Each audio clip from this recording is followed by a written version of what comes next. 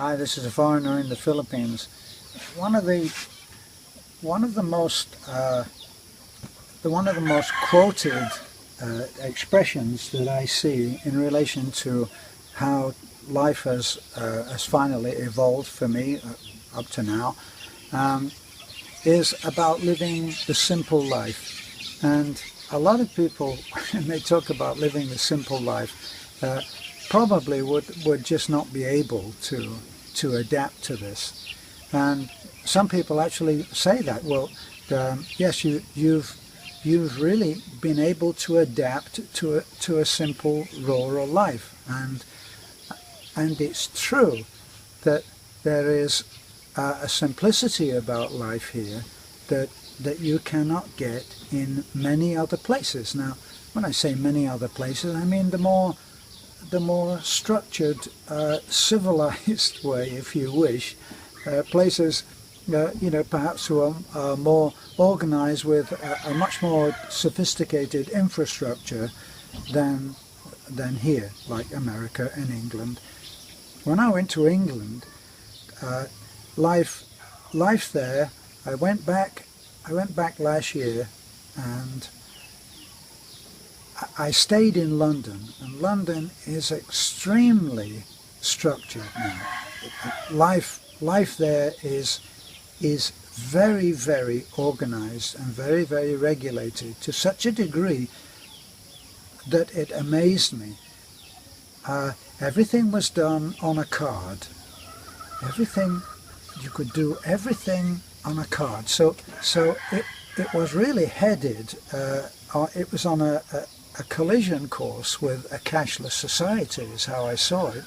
And when I went anywhere, I remember that my son gave me. I stayed with my son and his fiance's family, and was just taken care of royally. I never actually got to spend any single amount of money, and the only time I think I saw money change hands was once when we went into for a coffee or something like that, or for a meal. But even the meal probably was paid on a card, so everything was on plastic. Now, even when you went onto a bus, you already had a prepaid card. Cashless society. When you went onto the underground, no money. Cashless. We went to see a musical. It wasn't paid for with money. It may even have been pre-booked ahead on a card.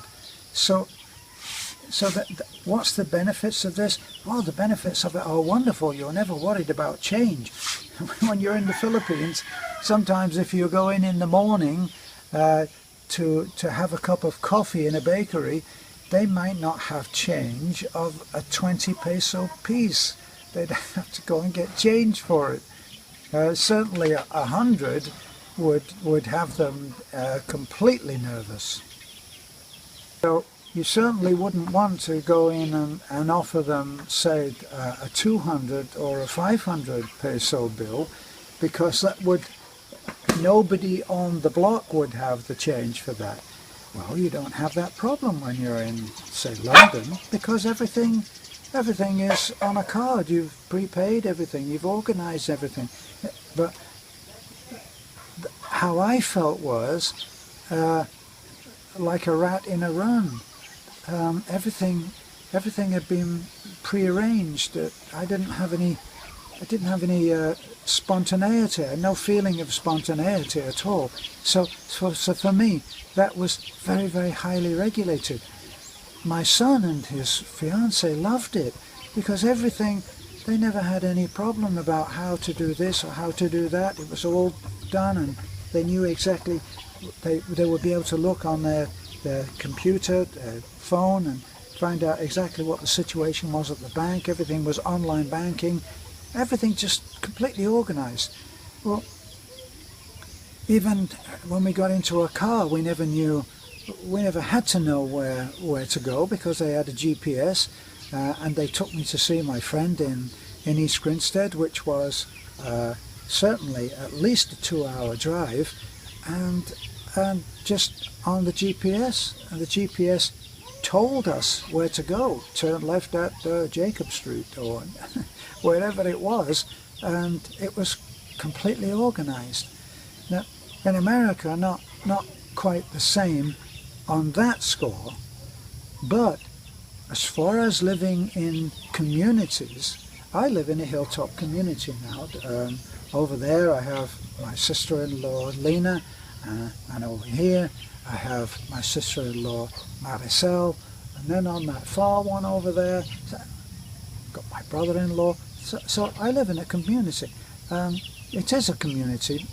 If my mother-in-law needs to ask for somebody to come over, she can go to the edge of the hill and call. I mean, she just vocalizes it. She raises her voice a little in pitch and she just calls. So it's amazing for me, right?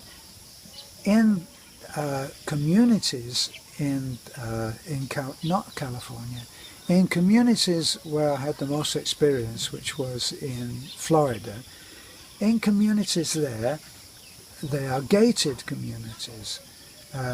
Nobody does their own garden. They don't do their own yard because it has to be done in a certain way. Just across from where I lived, there was a gated community with a guard on the front, and it was what was called a deed-restricted community, and there are many in Florida.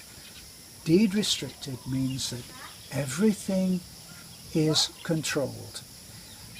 When you buy a new plot, I mean, there will be vast acreage that will be bought up by some enterprising entrepreneur. He would separate it into, say, 1 acre lots or 2 acre lots, and then people would be required to build a house. Now, in doing that, there's a great deal of space around you. You're not right on top of the next house, so this is wonderful. But I remember going to look at such a deed-restricted, proposed deed-restricted community, and I didn't know what the phrase deed-restricted meant. And we got a paper which says exactly what it meant. And you won't believe that even the grass, and I know that people will say, no, you've got to be lying about that. But it said in a uniform coloured grass. So when you went to the place where they would sell sods of grass so that you could have the whole thing laid out like with a lawn, you would have to stipulate that it was all the same type of grass, because grasses are different in colour, in texture, in all of that, for as much as I know. So even the grass had to be a uniform colour. Just imagine that someone could tell you that such a thing and enforce such a rule. The other thing that I noticed was that at the community that was close to me, that was a gated community, you couldn't walk into that community without getting by a guard. When you went to speak to the guard, you would pull up at because everybody would drive, nobody would walk through. Heavens forbid, nobody would walk. They would drive through in their car, they'd halt at the gate, and the very, very polite guard would say, yes sir, where are you going? And then I would have to say, well, I'm here to visit Mr. McGregor. And he would say, hold on sir. And he would go inside his little box and he would look up the McGregors. And then he would say, I haven't got anything down for you. What is your name, sir? And then I'd tell him my name. He'd say, oh, okay, all right. But were you expected today? Well, I was, but didn't Mr. McGregor leave my name? And this is what you would go through to visit your friend, Mr. McGregor. People arrive here. If my friend comes up to see me, he comes up on his motorcycle. and he just roars up and parks his bike, and I might not be here. That's okay. If I go to see him or him, I don't have that. And because I don't have that, it seems foreign to me to live in such a community. When I mentioned this to a friend of mine in Florida when I was there, I said, but that means that no one can just come and see you. And he said, absolutely right. I don't want you. I just don't want people just rolling up. And so everything had to be totally organized. In other words, once organization, once regulation has passed a certain point, people embrace it and want it and desire it and actually buy into it. So that's one of the things that I did notice about being in America to being in here.